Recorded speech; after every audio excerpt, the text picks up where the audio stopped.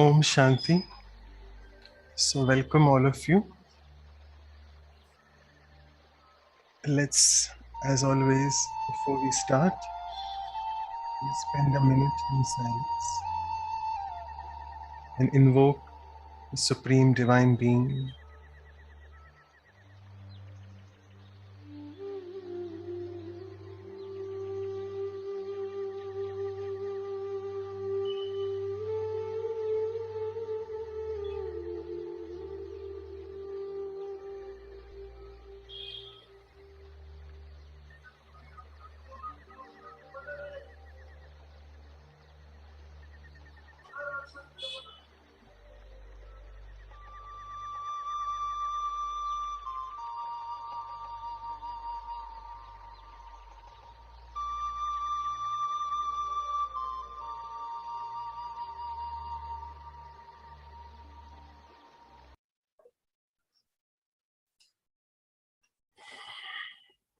So welcome all of you once again to the 23rd episode on Honesty for the Values for Life series.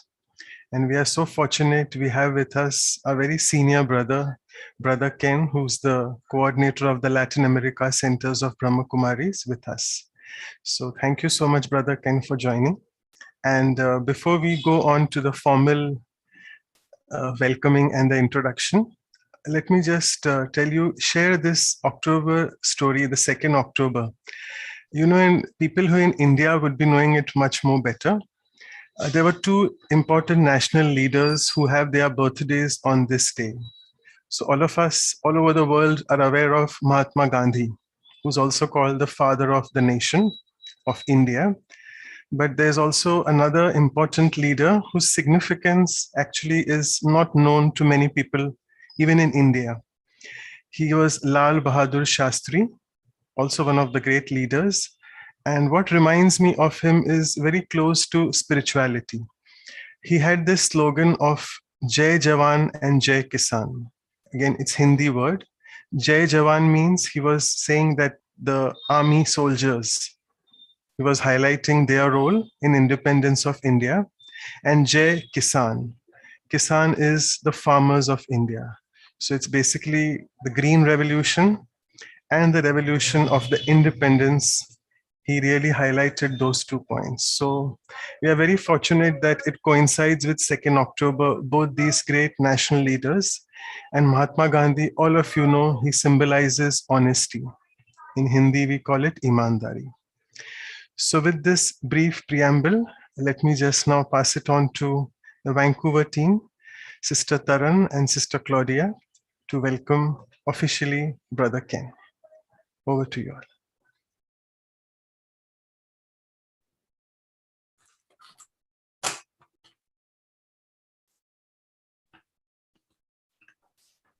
Good morning, good evening to all of you, and welcome Ken Bai. I'm very happy to welcome you today. I was remember 4 years ago when you came to us. So you are so special. So I got some yellow rose because this represents friendship. When we need a friend, we go to you because you know that you are very honest and will help us. And so I thought this is the perfect caller for him. Welcome to our program. And I'll pass to Taran for her to give a little bit of a feeling of Canada. Thanks, Claudia. Om Shanti. Really lovely to see you. Om Shanti, brother. And on behalf of all of us, I'd like to present the sweet Canadian maple syrup, just like our father and a brother, sweet to a sweet brother. There's our maple syrup. And welcome. I wish it wasn't a virtual. I wish it was not virtual maple syrup. I wish I could go there and take it from you. Maybe that's coming pretty soon with the technology that we can pass it over like this. So welcome on behalf of all of us. Thanks so much, Thank you so much. Yeah. Yes, so 23 times you've had this program under Manoj Bhai. Very, very great congratulations to all of you. It's not an easy thing to keep something up for so long. But and I of course knew that I've been seeing all sorts of messages about Mahatma Gandhi today, and of course such an inspiration for all of humanity. In fact, if ever I ask people who is someone that they admire most, any country in the world, actually, I've asked this question many times as part of some sort of a training, because it's in the people that we admire that we start to understand our own specialities. And always, always, always someone or many mention Mahatma Gandhi as the person they most admire, together with Jesus Christ, together with the Buddha, together with, Nelson Mandela. So many are remembered when I ask them who do they admire most. And of course, what attracts us to people is their honesty and their integrity, because we trust someone who's honest. And so this is something I'd like to share about, actually. Sorry, Brother Ken, I'll just interrupt you. I'm sorry for that. I need to do a formal introduction about you. So I'll just take a few more minutes before you start with the talk. Sorry. Yeah. So, okay. Yeah. Not necessary, but okay, yeah, very brief, and I'll be presenting a small poem also for you, so please don't mind. So all of you know Brother Ken very well. He's basically a very prolific writer, I must say, and he is in charge, or I must say the instrument looking after all the Latin American centers of Brahma Kumaris, and he is one of those pioneers who came into knowledge in London since 1975. And he's the author of 18 books. You can just go online. Just to tell you one thing, all the books are more on personal and organizational development, and also on something called leadership. And he has been presented with the Personality of the Year award from the Brazilian Association in 2009. And very quickly, Brother Ken, I'll just speak a few words about you. So a poem in your remembrance. So Brother Ken has been the creator of the self-management leadership, and his books indeed have an immense readership. I'm sure all of you know this SML course, which was very famous in India, and it was Brother Ken who was the creator and had immense readership for that. He teaches the people how to improve the quality of life so that there's no tussle between the husband and wife. Through his talks, he is very much to the point and brief, and his talks teach us how to go away from grief. And while giving his introduction today, I have been very, very concise, but his wisdom and presentation indeed is very precise. The 18 books he's written show he's an avid writer, and on the life's journey, he's indeed a winning fighter. And day by day, you can see the spiritual sparkle on his face becoming brighter and brighter. And with the Supreme Divine's energy, he becomes mightier and mightier. And lastly, a few words on the value of honesty. So honesty is the best policy, which is indeed the foundation of every democracy. And today we are speaking about Mahatma Gandhi as well. So on this day, we remember the nation's father, but let's not forget to establish the connection with our Supreme Godfather. And I'm sure Brother Ken will help us in renewing that connection through meditation. Lastly, because through the Almighty's power to teach, our life can then for others become a preach. So then we can teach to preach. Then our relationships won't have a breach, and we can then for people be very easy to reach and establish a program called the Divine Outreach. So as Brother Ken alluded to before the poem I started. He mentioned it's very difficult to keep going on for so many episodes, but I think though we are on the 23rd episode, it's very easy because it's the supreme energy, the supreme divine being getting it done through all of us, and all the instrument souls, the interpreters, the coordinators, and even very importantly, the speakers. They are so easily reachable. Just on the click of an email, they say yes. And we are so fortunate. We have Brother Ken with us, who has been so, I must not say busy, easy with a lot of talks he does. And before I lastly give it to him, there was a request to show the interpretation icon. I'll just share the screen and show that so that you all don't have any confusions or questions. So as you can see, you can click on the interpretation icon, the bottom panel, and click the language which you want in today to listen to. And with this, I'll also just say one important housekeeping instruction that you all can send in your questions to me on honesty, which I would ask Brother Ken after say around 45 minutes, 9 p.m. India time. And in the meantime, we will stop the chat box for a while so it doesn't disturb the speaker while he's speaking. So thank you, Brother Ken, once again, and over to you. Thank you.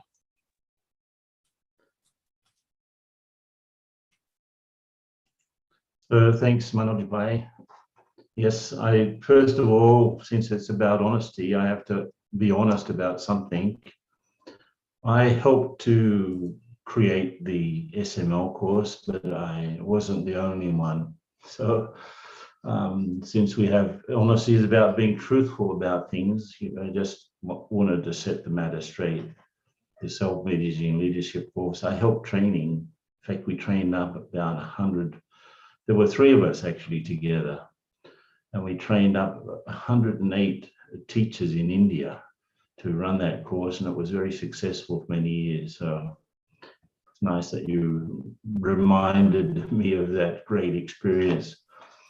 But honesty, of course, as you said, I think that phrase is, when in the Western world, they will remember George Washington as a person who never lied in his life, and as one of those founding fathers of the United States that created the phrase that honesty is the best policy.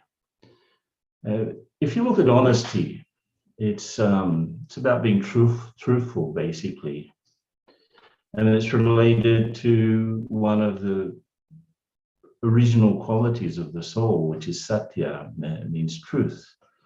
But you can't separate really those deep innate qualities from each other. You can't have purity without truth. You can't have truth without happiness. You can't have happiness without love.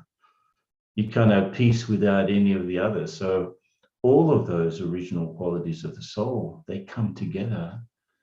And then, and of course, that's the time then that we are completely 100% true in our relationships with ourselves and with nature, with each other. There's also been called integrity in a real sense, in practical behavior. Someone who has integrity, people will trust. But it's connected with transparency also, that there's nothing to hide, everything is on the table. It's connected with 2 other things, in my opinion, also sincerity and accountability, and I'll talk about that a little bit later. There are numerous studies, especially neurological studies. The neuroscientists have studied this a lot, but the psychologists also. Studies about cheating, in which sometimes they've used kids until that was not considered ethical to use kids in this sort of study, but they would, let's say, put some sweets on the table and then say, look, if you wait 5 minutes, you'll get 2 sweets, but you can't eat the sweet that's in front of you. So what would happen is that many times they would go away, right? And they're watching this child on the camera, and there are 5 minutes, the 5 minutes are ticking. There's a very delicious sweet in front of the kid. And many of them failed, they just, I'm going to have this sweet and not wait for the 2 sweets. So all of these sorts of studies show us that, and also statistical studies show us that cheating and lying have become part of human nature in a way. An average person tells 1 to 2 lies every day, even if they were so-called white lies, that you say something just not to upset someone. But we hear, let's say, so if everyone tells 1 or 2 lies each day, and we interact with 60 people, we're going to hear 60 different versions. Now, that may be intentional, that may be not intentional. And this plays a big role when they start to study, for example, the willpower that's necessary to avoid making false statements. You know, inside there's that battle going on. Should I say this, or should I hide it? Should I delay it? Should I just keep my mouth shut and let someone believe that something which, if I said, if I opened my mouth, they would stop believing. So we let lies continue, and that's also, in a sense, lying, you could say. But that battle involves a lot of activity in the frontal cortex, apparently. And it's not the cortex, it's not the organs of the brain that control us, you know. It's just that part of the computer that's activated when we're making an effort to avoid telling the truth, or to actually to avoid being false, whatever. But I was watching some neuroscientists explaining that this battle that happens, and it makes the frontal cortex quite robust, you know, the front part of the brain where the folds are, and where the you know, a lot of the mental activity happens. But he was saying that when people don't make that struggle, it's because of grace. And now, where does grace come in? The grace of God, for example. He didn't say that, but where does grace come into neurological studies? It's a bit hard to explain. So he's saying that there are some people that don't even have to make the effort to avoid being completely truthful, or to avoid being false, because it's natural for them. That naturalness comes from, we understand it comes from what's recorded in the soul itself. So it's a very fascinating topic. You know, how can I be naturally truthful? How can I be naturally pure? And that's where meditation comes into it. That's where meditation helps us. So let's just for a moment stop and just consider this. You know, the whole world is happening around me, so sit nicely where you're seated. The whole world is, you know, doing all sorts of crazy things at the moment. But I am still, and I'm just observing. I'm just observing the moment. And there's a lot of ups and downs happening outside of me. There is there are a lot of true things that seem false, and there are a lot of false things that seem true, and there are a lot of false things that we can absolutely identify as being false. So we do live in a world where they say the world is false, the body is false, Maya is false, all of those things. So that's the world around us. And I'm sitting on my internal seat, behind the middle of the forehead, just sitting there observing. And I go inside and I touch my deep, deep qualities, that inside I am not just truthful, I am true, I am truth. It's one of my most basic qualities. And the fact that truth is absolutely inscribed in my original state, my deep foundational state that makes me perceive that things are not right or that things are right. It makes me feel uncomfortable when I perceive something as false because it doesn't harmonize with the truth that's recorded in me. So I just reach down inside myself and I remember that, yes, this is one of my God-given qualities, truth, together with peace, love, happiness, and so on. So I recognize that inheritance. I received that quality from God. It's there. And I just remember it and I bring it to the surface. And of course, as I look outside, based on my own inner truth, everything becomes absolutely clear. I can see things as they really are and not what they appear to be. I can see souls as they really are. And if I can see the bigger picture, not just how someone is in the moment or how someone's behavior has made him or her, but I see them as they really are. And the only feeling that I have, if my vision is truthful, is love. If someone's making efforts to change and become better, I feel respect.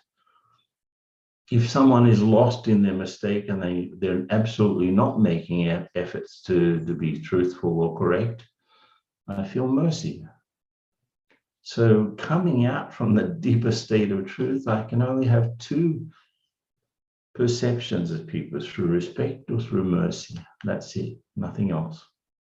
No third feeling. So, and then we come back to the surroundings where we are and, just let's carry on with our little talk. So truth is my foundation. It should be from there, I should spring out into the world.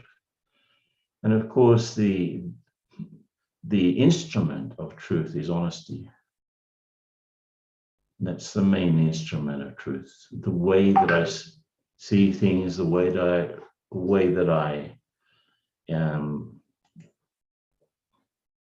interact with people, the way that I love them, all of that comes out from truth. And it does take a lot of training because we know that there's a lot of influence of our bodies. If we're in a male body, there are certain influences. If we're in a female body, certain other influences. In society, there are many influences from our peers, from our parents, from our teachers, from the governments, and from the systems that we've created and live within.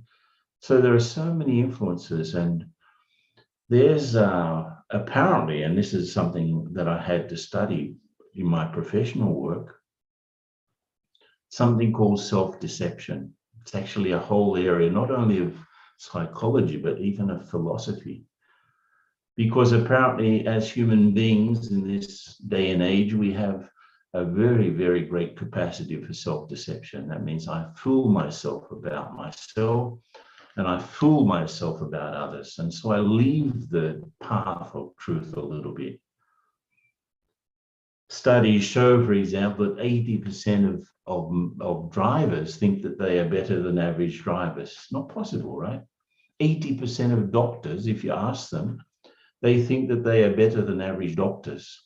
80% of managers think that they are better than average managers. So there's something wrong there. It's not possible. Statistically, it's not possible. So either we are worse than we are better, or we are better than what we really are. And that's where this margin for self-deception comes in.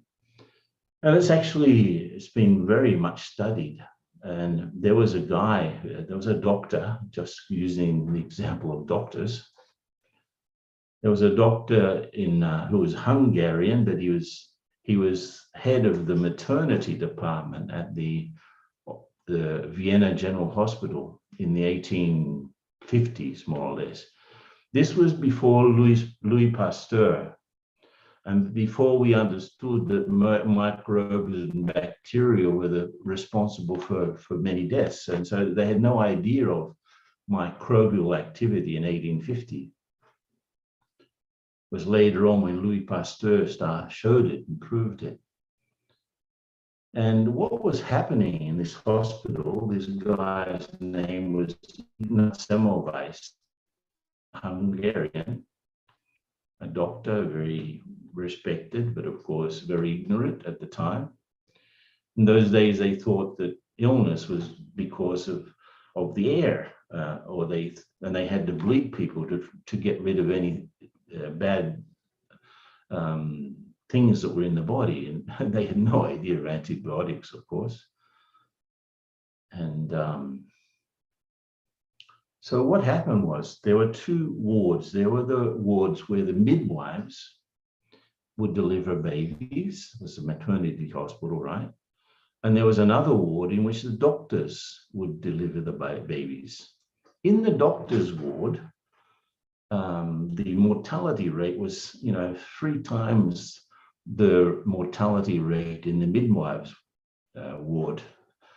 And they had no idea why. They tried that, what was happening was, in fact, that the woman would die giving birth or soon after.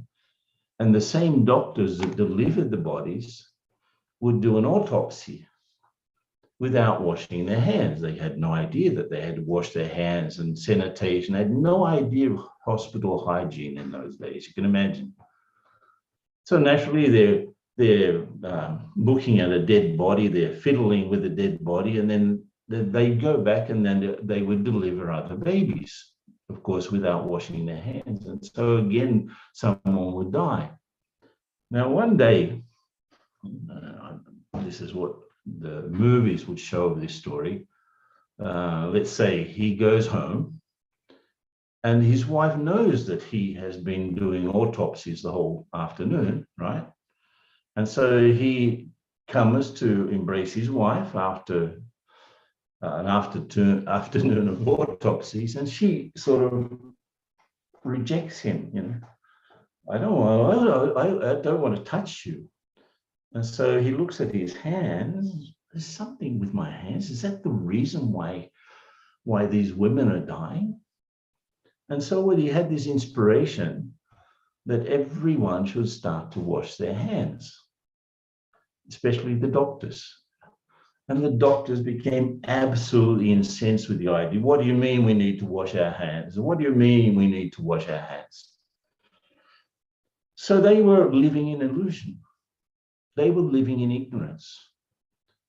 And of course, it wasn't great for his career. In fact, he was ostracized by the whole profession, that he had dared to challenge doctors that they had dirty hands, that they had to wash their hands even before they went into the hospital. As they came to the hospital, they had to wash their hands. It's a little bit like today, you have to get the alcohol in your hands, or some hand sanitation to go anywhere because of the virus. And they had no idea, let alone viruses. They didn't even have any idea of bacteria.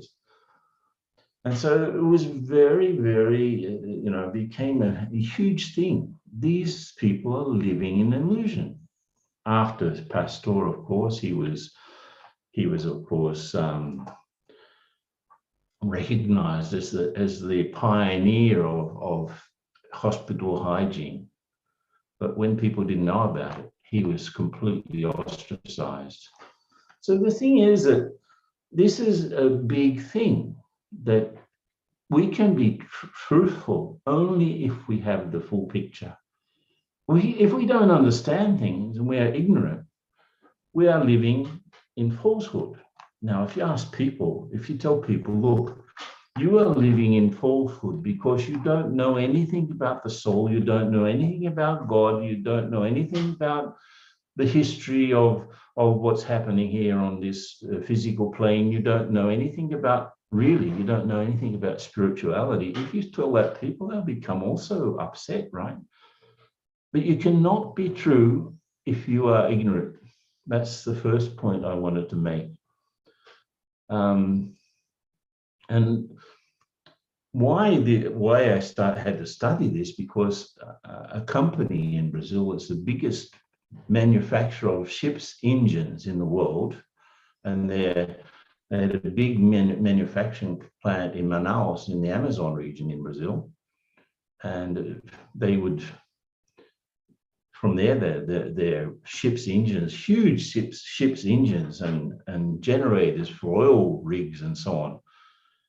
This company had sort of a waiting list for their products for about 8 years. And of course, that gets around any sort of economic downturn. They can wait out, right?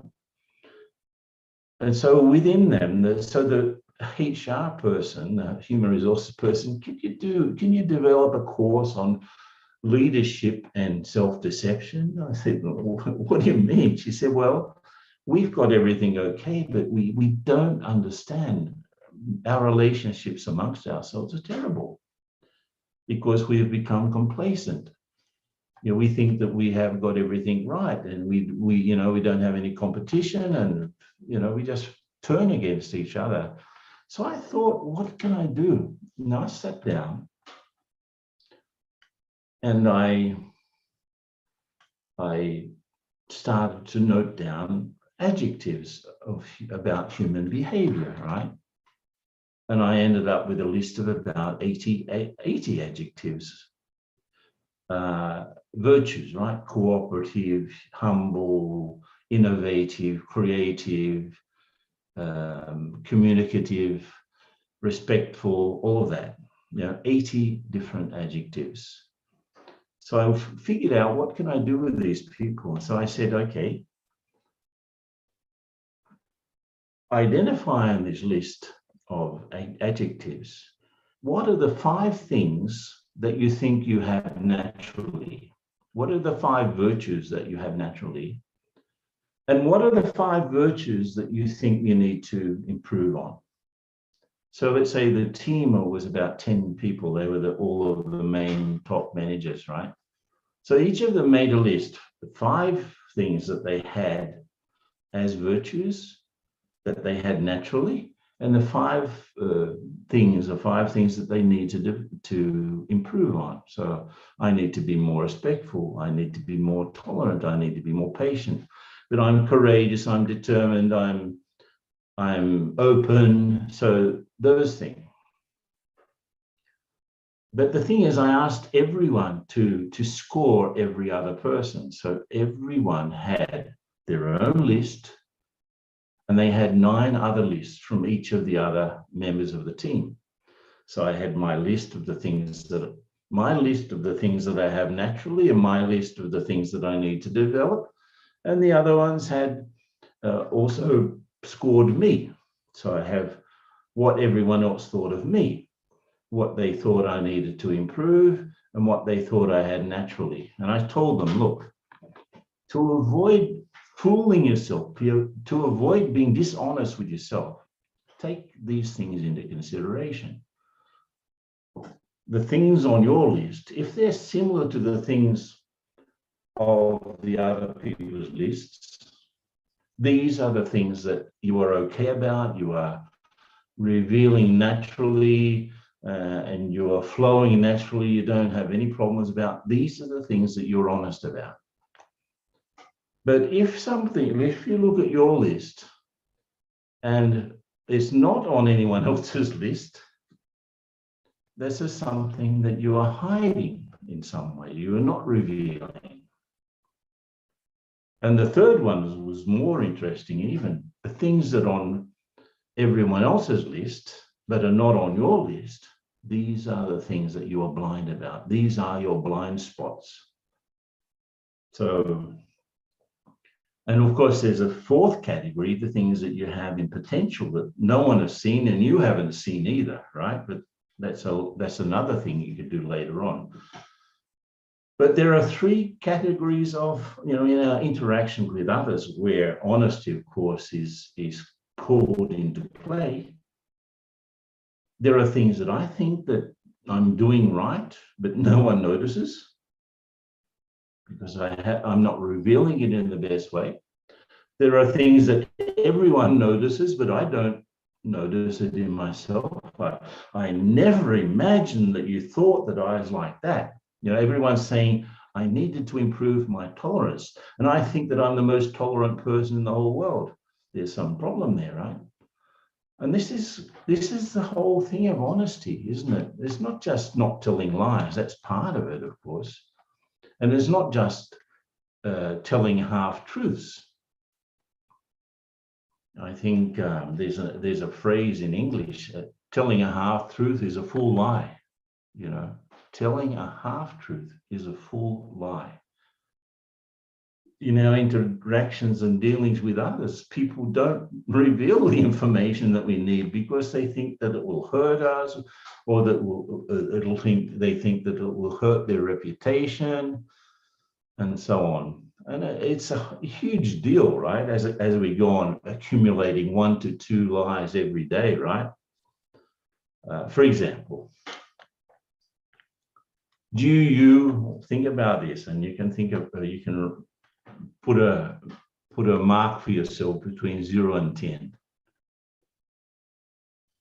Do you always tell, when you meet people, are you always genuine with your compliments to them? Because it's polite to give a compliment, but let's say someone's been harassing you, creating problems and creating all sorts of mischief, and you have to be polite to them. Is your compliment genuine? Oh yes, you are very good. This happens very much with our higher ups in organizations or even families. We don't say what we really feel. We say what's appropriate, and of course that's a lie, isn't it? I remember I was conducting a workshop in a very big organization in Hyderabad, in India. And I was in those days of the SML, right? It was the early 90s. And I confess that I wasn't very familiar with how Indian organizations work. But I was surprised because there was a group dynamic that I did in which people randomly chose someone else who was in the group and wrote down 3 virtues that they could see in that person. So everyone wrote down about someone in the room, 3 virtues. And then I told them, okay, I want you to now go and tell that person what you think their virtues are. You have to say it, not just think it. You have to say it. I think you are like this because of this and this. And it was interesting because one of the participants chose randomly his boss, his direct boss, who was the vice president of the company, right? And he had to say to him something good. And he'd been working with that vice president for 20 years. Imagine 20 years. He'd never showed his appreciation verbally to his boss. Never. And he had never heard from his boss any appreciation. You know, you were like this, you were like that. Business as usual. That's the excuse, isn't it? And how often can we be really sincere with people? For example, if you've had a really hard day, you're exhausted, and somebody asks you, how are you? And you say, I'm very well, thanks. Because you don't want to go into the details of how exhausted you are, why you've become exhausted. It's not good to be stressed out, right? It's not recognized as such. And so these are like things that happen so often. Let's say there's someone that you want to avoid and they call you and you tell them, no, I'm too busy. You can come and see me, but I don't have much time. You're not busy at all.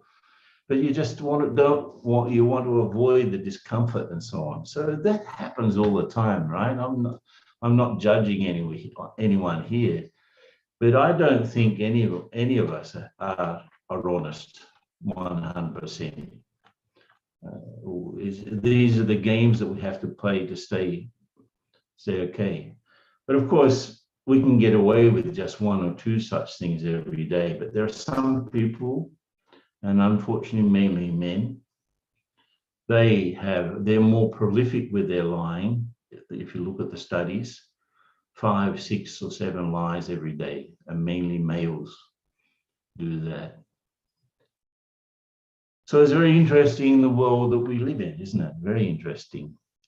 And I mean, I remember once we allow people to believe something that's not true, for example. I remember, it's such a stupid example, but I'm going to tell you. I was in India, and I must say that I can't drink absolutely boiling hot chai. I can't do it. So I was with some other students of the Brahma Kumaris. We were sitting there in the dining area, drinking tea, right? So I went and got my tea, but on the way, I put some cold water in it to make it cooler so that I didn't have to burn my tongue, right? And when I sat down with my friends, I started to drink the tea. And one of them said, wow, look at him.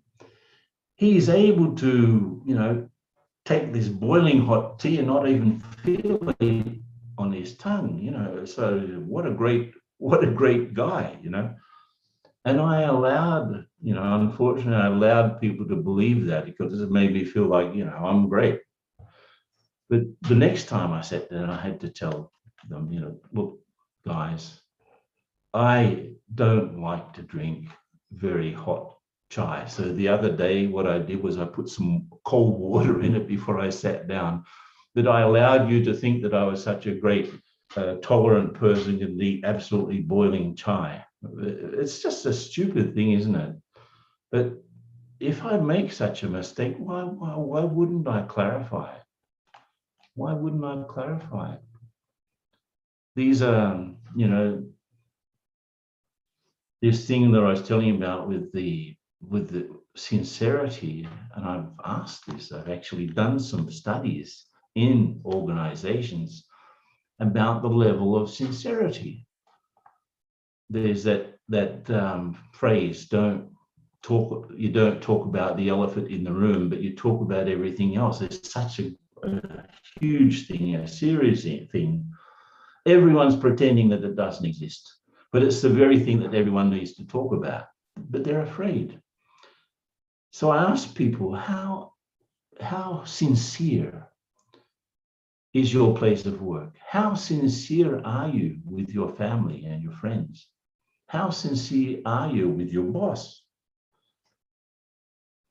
And of course, people look at their fingers, they look at the floor, they don't want to be completely sincere. But even if we go into the roots of the word sincerity, this comes from Latin, like many words. And it comes from Roman theatre, when they used to speak Latin. And it's connected with personality, person. In Roman theatre, they used to use a mask. They didn't change clothes to represent different roles in the play.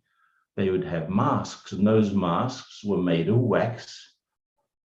And those masks they would hold on the end of a stick. So let's say I have to now play a different role. I just pick up that mask and I would start to say the lines of the play. And those masks, as I said, were made of wax. The name of the mask was persona. And from that comes the word person, and it comes the word personalities, the mask, right? I am the soul that's holding the mask. I am not the persona. I'm not the personage. I'm not even the personality. I have a personality, but I'm the one that holds it. And the word wax in Latin is cera, or cera, C-E-R-A.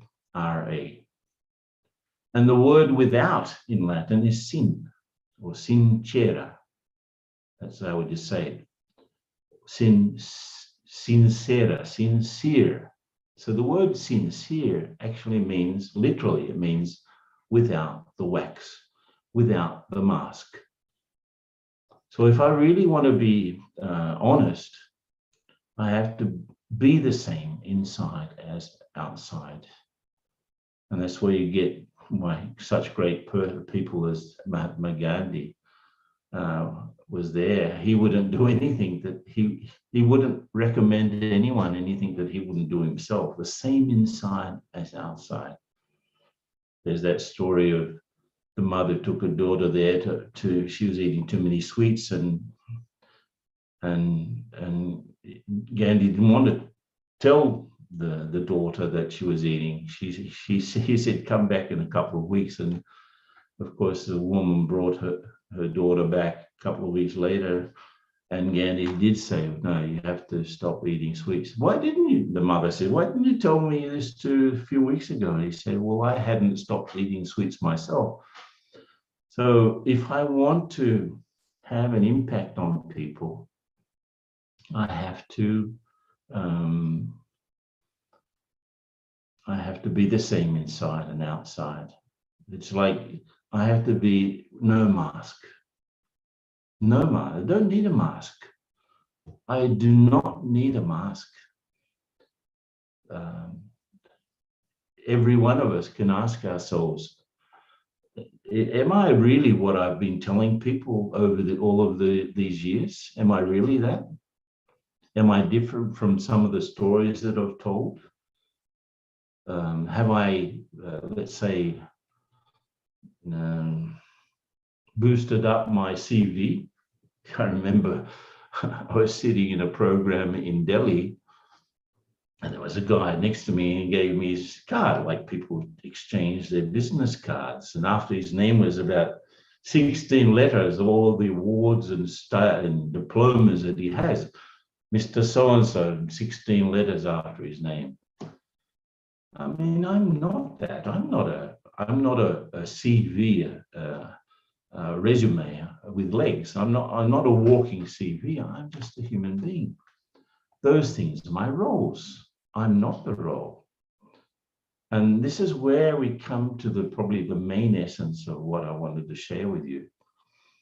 There's a difference between being aware of the soul and everything that involves, and not being aware of it. And we call it in Brahma Kumaris the difference between soul consciousness. I'm aware that I'm the soul. I'm aware that I'm a spiritual being going through this human experience. I'm not a human being looking for a spiritual experience. So I have a bigger awareness, which has a lot of connotations. And the other, the limiting and I would say a false premise is to understand myself as a body. It's false. I'm not a body. I have a body. So even the premise of living in body consciousness is wrong from the start. So everything that I develop through body consciousness has that tinge of falsehood. Always, everything I do. So this idea of telling one or two lies every day, if you're totally in body consciousness, everything you do is a lie. Let's just be quite honest about that, because it's not real, it's not true. So it's a bigger thing. I'll give you an example. Soul conscious, a state of consciousness, right? I am the soul. On the basis of that consciousness, I have an outlook, I have a perception. I have an attitude. So let's say in body consciousness, I just, everything is connected with the body, the gender, the nationality, the what state I'm from in any country. It's connect with the religion that I have and the age and so on. Everything I do in that consciousness has a sort of taint of falsehood. So from the beginning to the end, so let's take an example. So there's a young guy, adolescent, let's say youth, maybe 18-year-old, which is sort of rebellious, and he does something really bad, and he goes against his father's instructions, right? So there are two ways that father would face that, in body consciousness or in soul consciousness. In body consciousness, he will think, I am the father.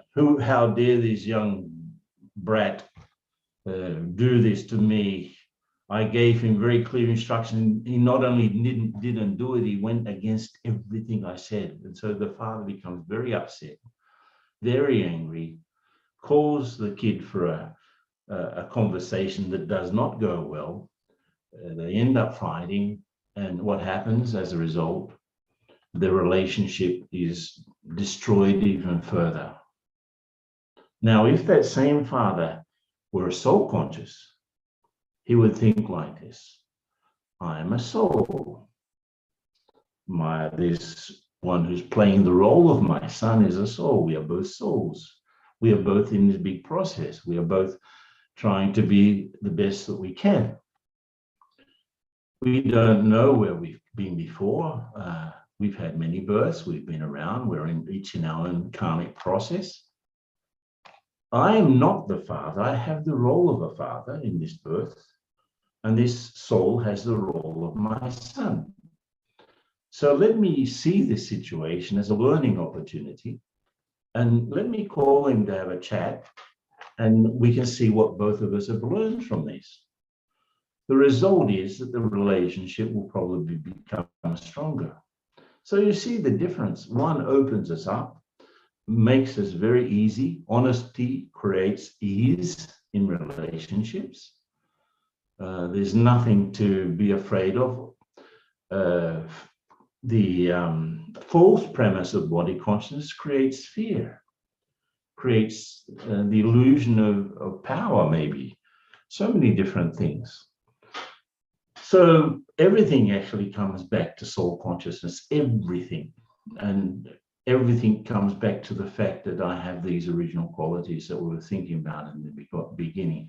And that everything brings us back to God, because He's the source of all of this, And so if we are connected with the source of truth, there's no way that I cannot be truthful. If I'm not connected, then of course there's lots of games. So let's again connect up as we did in the beginning. Let's all sit nicely and let's just observe what's going on around us physically in the places where we are, and then let's look at the world around, such craziness going on. But I'm sitting in my original qualities, I'm sitting on the seat of the soul behind the forehead. But not just that, I'm sitting in my original qualities. One of the main one, I suppose, is truth. Satya.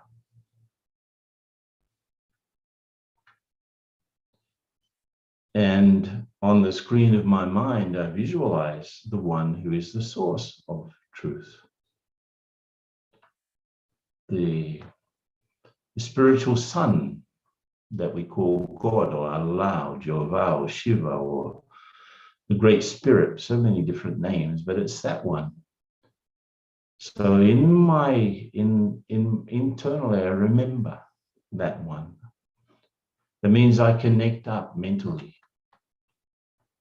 I'm in front of that spiritual sun like a flower opening up, to receive that power, those rays.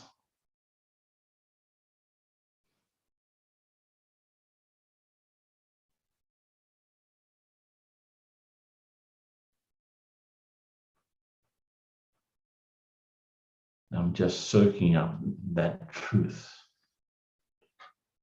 that peace, that love. And it opens my perspective totally, the way that I should interact with others and the world and with nature.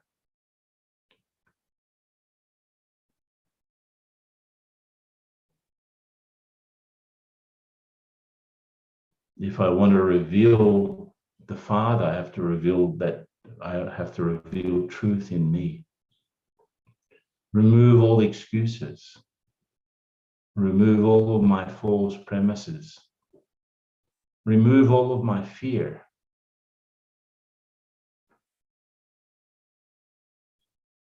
And be open and truthful with everyone.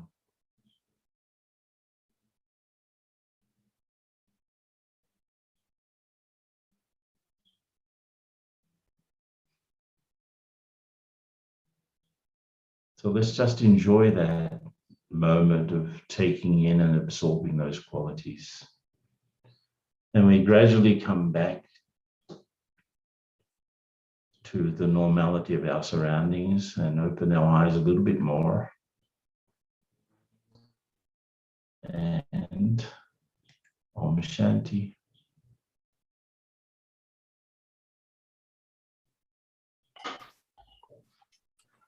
Om Shanti. Thank you so much, Brother Ken. A very practical talk on so many examples of how not being honest has become the norm of the day. So a few questions popping up right in front of me is that since the qualities of the soul are honesty and truth, as you mentioned, so in this profession, whichever the profession the brother is, I see so many people who are dishonest and who are very successful. And there's a lot of competition. So how do I deal with this competition? Because if I'm honest, I am not successful. That's what the brother is asking. Yeah. If you're selling things, the competition is based on who can lie best. The thing is that you can get short-term benefits from lying, but you can't get long-term benefits from lying. Even you'll find people who respect honesty, right?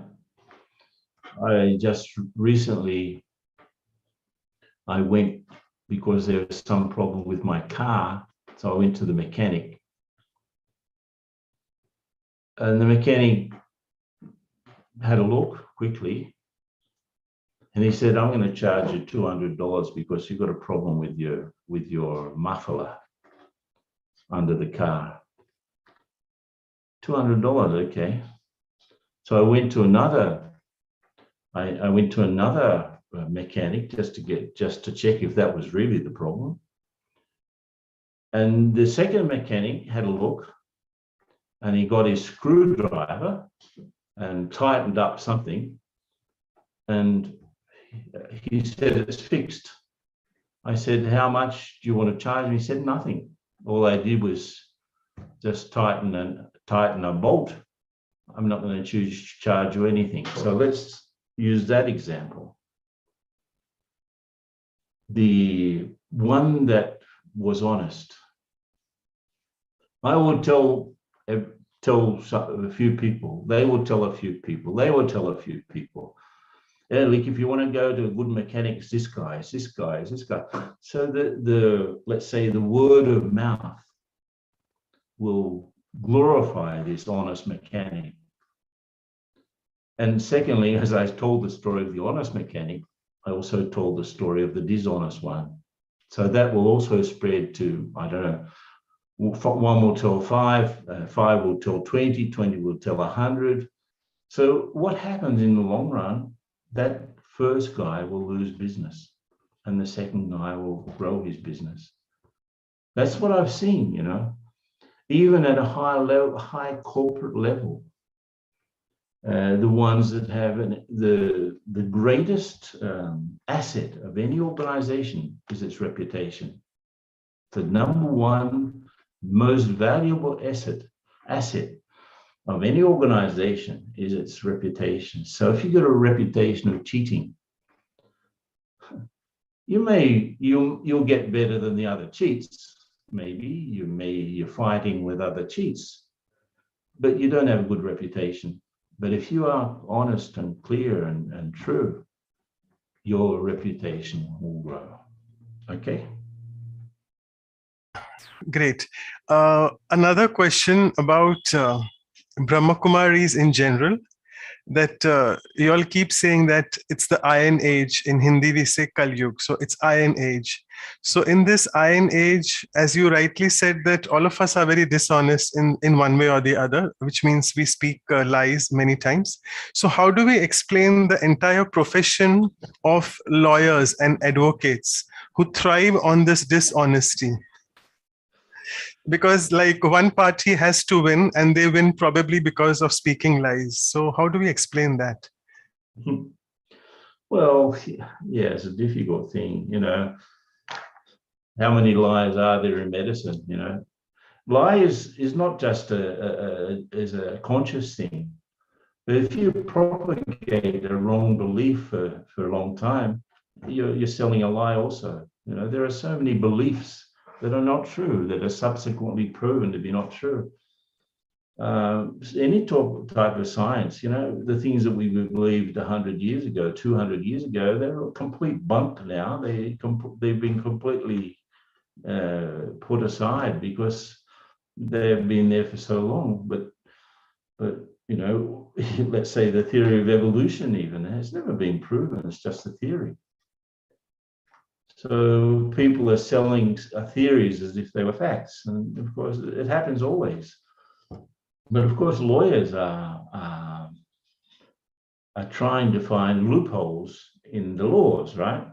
They're not really trying to find the best way for people to follow legal systems. They try to protect people, you know, against loss in any way. And of course, if they're good lawyers, they can manipulate the facts. So it's part of the deal, right? So what do you do? Change profession. Unless you find people, if you're a doctor that's been propagating, for example, hydroxychloroquine or ivermectin, you've been propagating that, and of course the local health authority is saying no, nothing doing, it's not right. So what do? You stop being a doctor. You know, you're trying to you do the best you can, and that's the first thing, and you try to inspire people to be the best you can. But as you say, it's Kali Yuga. You will not find any pure organization, not one. So don't even expect it. Right. I'm sorry, that's not a great answer. You don't even expect it. I used to work as a chemist, right? I used to work in a cosmetics company, and I was making perfumes for women to put on their skin to smell nice. It's the lust industry, right? So I spoke to our leader at that time was Daddy Prakash Mani. Daddy, I'm working in this industry. What should I do? She said exactly that. There's no work that you'll find that's absolutely free of the vices, one or the other. But what you have to do is you have to influence people positively there. You know, of course, if you're working in an armaments factory making bombs, maybe it's a good idea to change your profession. Or making whiskey, for example, it's probably a good idea to change your profession. But try to influence people to be better. That's all you can do. Right, great. Actually, there was another question you already answered, that the person is owning a business. He is a liquor merchant selling wine. So is that a good profession, he's asking? Liquor. He's a liquor merchant. Probably not. To be quite honest, because it creates so much misery. I don't know how you can get around it, but start to think about it at least, because you at some point in your life, there's everything that we do has some karmic return. So if you are directly responsible for something, you're pushing something that's harming people and harming marriages even, let's say, it's a direct responsible for a lot of domestic violence, the fact that people drink. So you've got a hand in that. So you're going to get a return from that too. There's no way you're going to escape it. So it's probably worthwhile thinking about what you could do alternatively if you want to become more conscious. It's like you're trying to cut off the branches of a tree, right? You're sitting on the branch. I'm going to get rid of certain things, but in this case, you're sitting on the wrong side of the saw. So you're cutting the branch, but you're sitting on the wrong side of it. So when the branch falls, you'll fall too. Right. Great. Another question from another profession. You took the name of that profession, doctors. So a doctor is saying, and I think this question even I had to ask, a very similar one. So he's saying that when we sit with patients and we have to counseling for a very severe disease they have. So right at the first visit in the clinic, we can't tell them everything.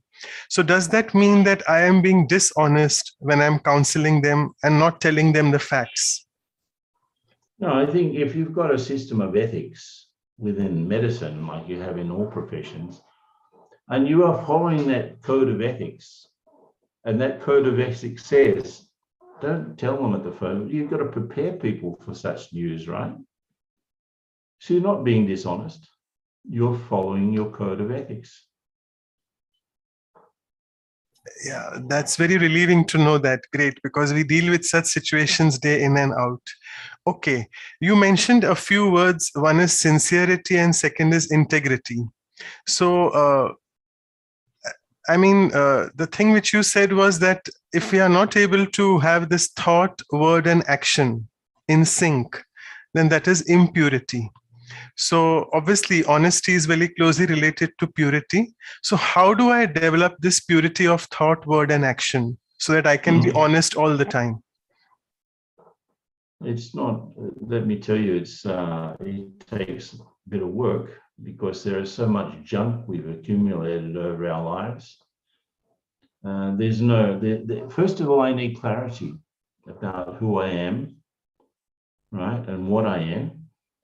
I need to have a closer relationship with God, so a lot of that rubbish can start to be removed. And secondly, I have to know, okay, what's the best thing that I can do now with my life? And if my life is just for earning money and getting tired and going to bed and eating, well, I don't need to do much.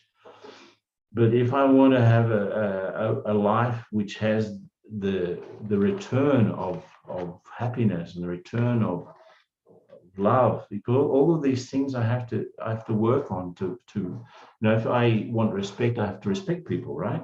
But if I want to have joy in my life, I have to work with joy. I have to do things joyfully, and then it'll come back as a return. So it depends on what you want.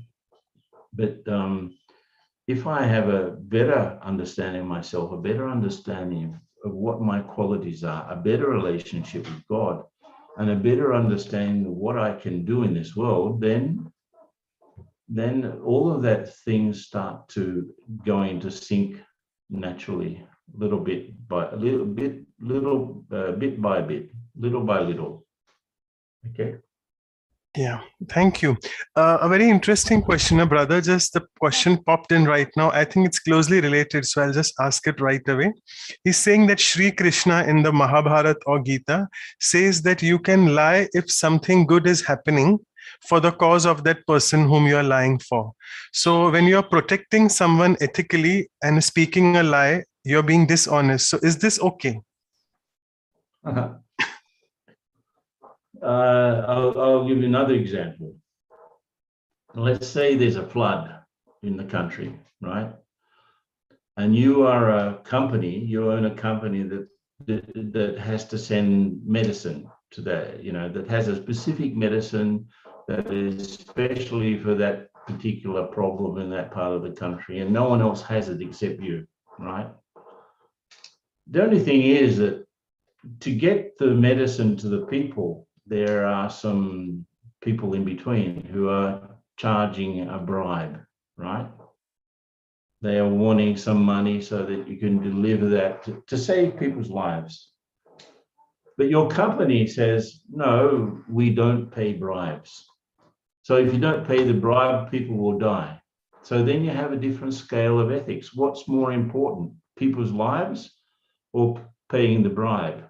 I think most people will pay the bribe to save lives. So if there's something higher, go for the higher thing, even if it means, I don't know how, what exactly the example is of this person, but always go for the higher result. If it saves something, life is the number one thing. If what you have to do is to get around something, okay, no problem, because in the long run, the fact that you've saved lives will have a bigger positive karmic return than you paying the bribe. Okay? Right. Just made me think of a strange example, but why not? Yeah, great. And you took this, you covered it about appreciation and praising other people. The question very closely relates to that if my friend is not wearing a dress which is suiting him, I mean, he's looking very shabby, but I can't tell him that I just tell him that your dress is looking very good. So what should I do? There's a lot of conflict. The dress doesn't suit him. That's the truth, which I feel, but I have to really appreciate him and tell him, no, it's looking good. So how do I deal with this conflict? Or should I just shut up and not say anything? Probably best not to say anything. But if you're open to the person, if the person is open to you, you have to do it as sort of a sandwich type of thing. You say something good, then you say the correction, and then you say something good at the end.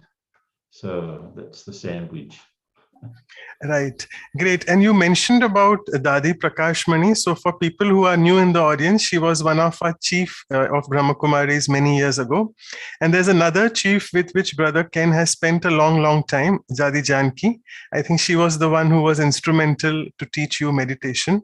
So she used to always say in Hindi, rather it's a word in Sindhi or Urdu, we say, Sach ta vetho nach. I'll just translate it, that if a person is truthful and honest, he'll keep dancing all the time.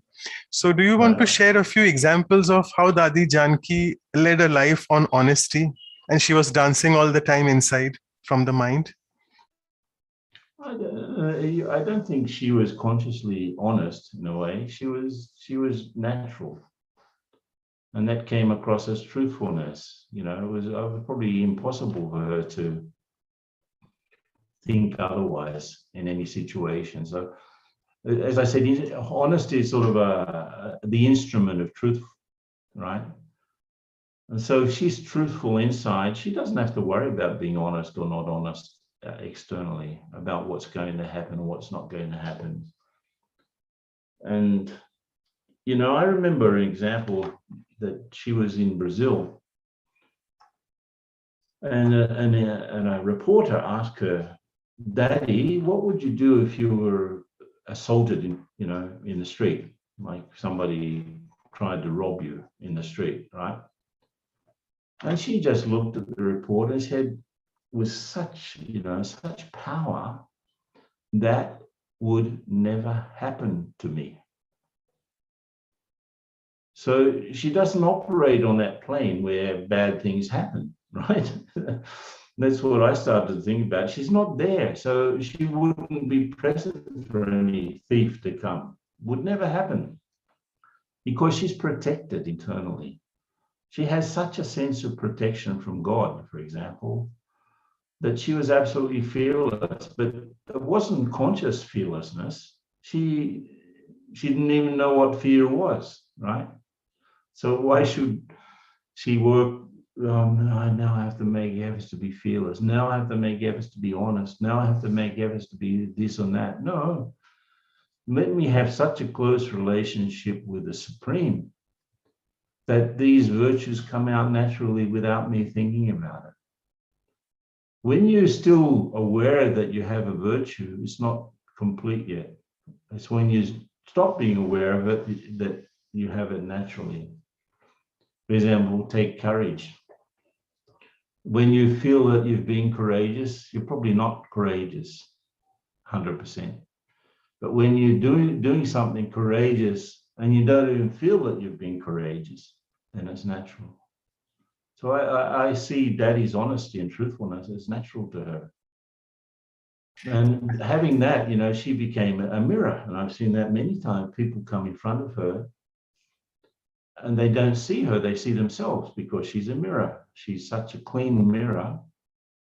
And the people realize that I've seen it many times. People have a huge problem. They come in front of her. And because she's so clear and so truthful, so she's truth, right? People don't see her, they see themselves. And she asks them, what do you want us to talk about? They say, I've forgotten, I don't remember. Because they've seen it for themselves, they don't need to talk about it anymore. Right, fantastic. So that's the power of truth. And she's so transparent, as you rightly said. I can see when in front of her myself. And I know the time has just gone ahead. I'll just take this last question because it's a very deep question, and the soul is asking that you mentioned that there is dishonesty in body consciousness. When you are in total body consciousness, there is dishonesty. So how do we recognize the honest inside body consciousness? No, the thing is, what I meant was, of course, it's not that you're consciously dishonest. It's just your premise for everything is wrong. It's false. So if you start to see things not as a role, but as a soul, that's one part of it. You start to feel things not as a body, but as a soul. So I'm the soul, not the body. So my references are not the sense organs only, but, a wider vision of things. I have to open up my vision. Make my third eye open up, because there are more things, just the things that I can see, touch, hear, and feel. Open up and see, and use that third eye, not just these ones. Secondly, I'm the actor, I'm not the role, so therefore I can administer my roles properly. And I'm not. This is probably the most difficult one. I'm not my story. I was born, I grew up, this and that happened, my parents, my childhood, when I was at school and then at university and my first job and this and that and this and that. So I carry this story in my head, but I'm not my story. I'm the soul that has had this story. So as I start to practice those things, my premises change and I become naturally honest. Whereas before I was naturally dishonest in the limited consciousness without perceiving it. Okay? Yeah, fantastic. Thank you so much for pointing out this, that we have to move from role consciousness to soul consciousness. So thank you. Wonderful examples and very deep ones. So with this, now I would like to invite Dr. Ashok Mehta to propose the vote of thanks to you. Over to you, Doctor. Wow. Ashok Bhai. So nice to see Brother Ken, at the other part of the world. I went once to Brazil, and that's the time he was in Sao Paulo, but I missed him because he was traveling. So Brother Ken is so humorous, so good. We enjoyed. I liked your concept of sandwich, how to tell a person the truth in a roundabout way. I think that's a beautiful way of putting things. Ken Bai, we have really enjoyed your talk, and I think you have given us a lots of insight into honesty, where we are sometimes dishonest, but we believe that we are honest. Our honesty is a relative. What you said in a hierarchical structure, that you have to be somewhere choose a higher purpose to be honest or dishonest for that matter. Thank you very much for bringing these beautiful things in our day-to-day life, which explains many things when you look at a hierarchical way and sandwich way. Thank you once again. Thanks, Ashok Bhai. Nice to see you. Om Shanti, brother. Om Shanti. So thank you so much, both of you. And over to Anu's sister for the quick announcements, and then we'll go into the meditation mode on honesty with Brother Ken. So over to Anu's sister, yeah. Yeah, thank you very much. So after this very practical insight on honesty by Brother Ken, we'll have our values workshops on honesty. So there will be experiential reflective exercises on honesty, and again, an insightful talk about honesty by Sister Gayatri. It will be next weekend, Saturday, 9th October, India time, 7:30 p.m. and West Coast Canada time, 7 a.m. So the Zoom ID and passcode are the same for these workshops always. So please note and join. And our next Values for Life series is episode 24 on the value power, that is Shakti in Hindi. And for that, we will have Brother Eric, the National Coordinator of Brahma Kumaris of Canada. It's happening after 2 weeks, 16th of October, same time. And the links are always the same too, joining links. So join us to discover the spiritual power that we all hold within with Brother Eric.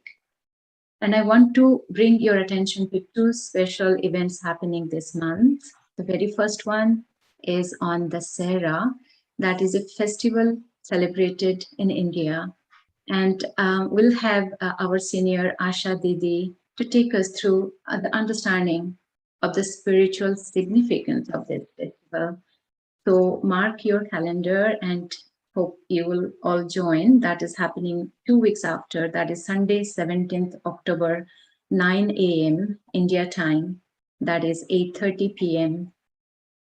West Coast, US and Canada.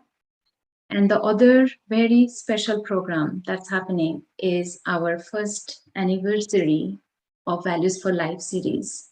This started on the occasion of World Values Day last year, October, and we'll have the first anniversary episode in this October on the occasion of the World Values Day. And this will be very special. We'll have the fortune to listen to the spiritual wisdom from all the seniors from all different parts of the world. So we'll have Mohini Didi from New York, Jayanti from UK, Brother Ken will have again with us on that day from Brazil, and Brother Eric from Montreal. However, this is happening on 20th of October, that's a Wednesday. It is a weekday, and the time is 8 p.m. India, that is 7:30 a.m. West Coast, US, Canada, 10:30 a.m. East Coast, US and Canada. We'll intimate you with the invitation later, but just wanted to bring to your attention so that you can mark your calendar and join us then.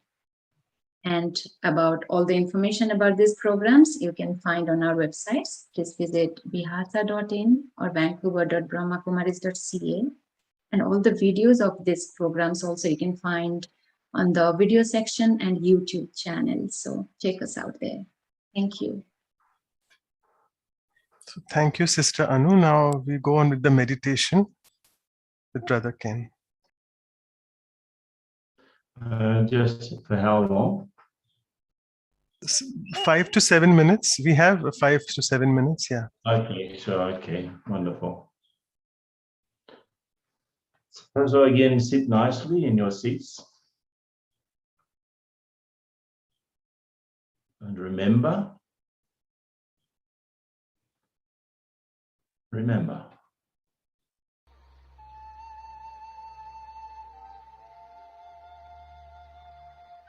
this way. I am the soul. I have a body through which I express and experience in this physical world. I came into it.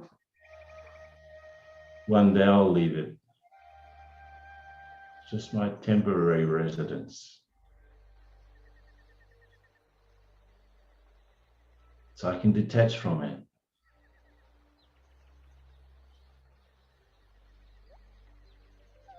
I'm the sole actor.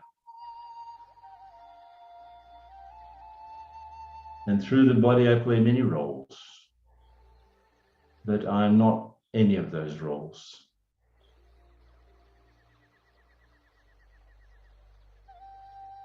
In fact, my primary role is to help God in his task of world transformation. And I have secondary roles as family, work, and so on. But this is my main role, to serve.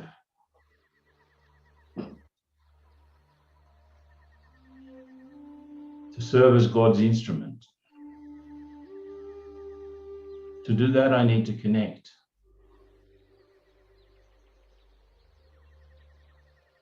So again, in my mind's eye, I see that one that we lovingly call Shiv Baba.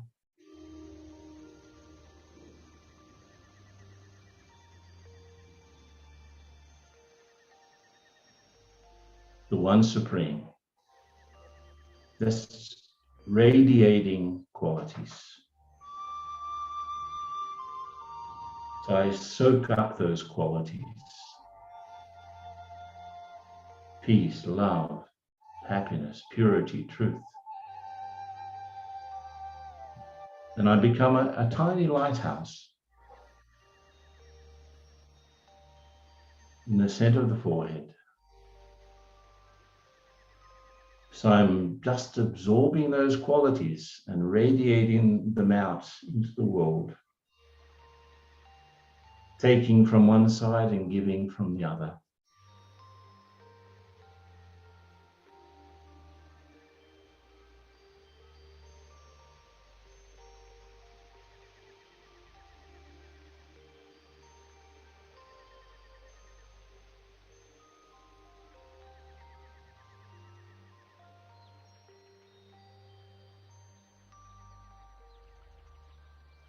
Just keep that connection, no interruptions.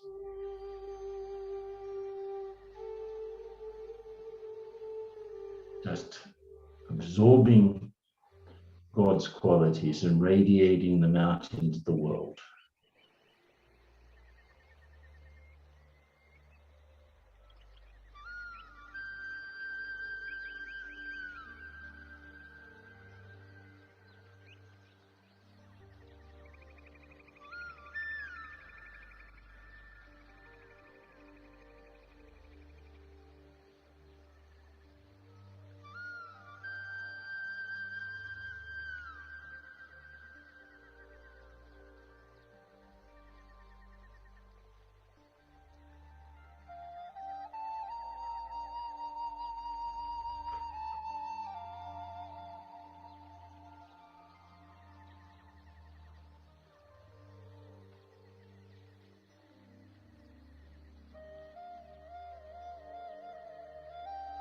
The good thing is that I can come back to this connection anytime, any place.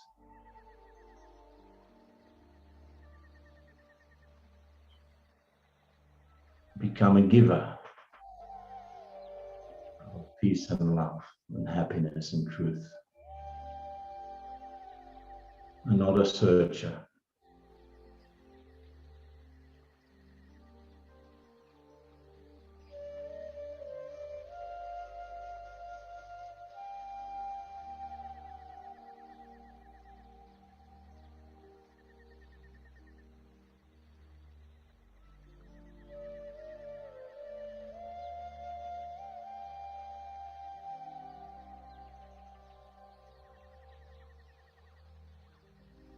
So little by little, we come back, opening our eyes more and becoming familiar with our surroundings.